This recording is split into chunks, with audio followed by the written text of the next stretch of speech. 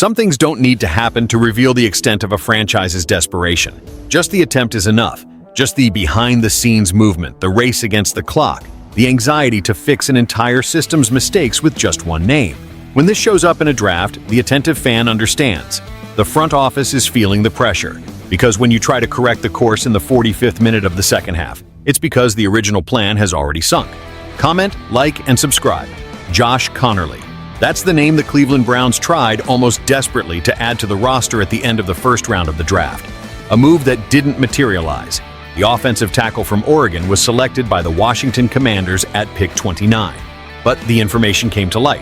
The Browns aggressively tried to move back into the first round just to secure this player. And what does this tell us? That even with pick 33 in hand, where they selected linebacker Carson Schweisinger, there was a gaping hole to fill: the offensive line.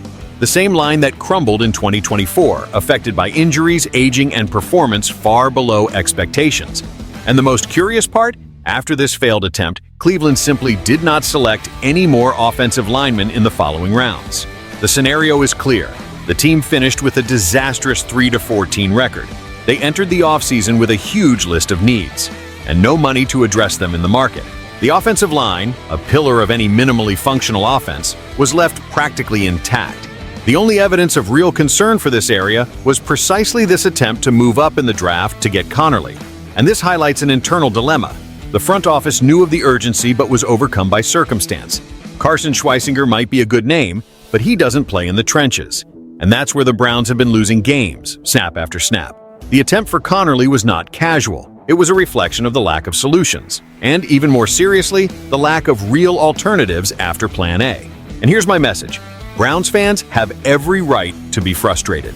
When a team loses 14 games in a season and still comes out of the draft without reinforcing its most problematic unit, something is very wrong. And don't come at me with talk of best player available or long-term planning. The Browns tried to move up. They tried to get an offensive tackle. They failed. And instead of reacting with pragmatism, they doubled down on improvisation. This is not strategy, it's stubbornness. And recent history shows that when Cleveland messes up on the offensive line, the whole team sinks. Quarterbacks get hurt, the ground game stalls, and the locker room loses confidence. If the plan was to reinforce the unit, it failed. And if it wasn't, then the front office didn't understand anything of what 2024 screamed loud and clear. And what do you think about all this?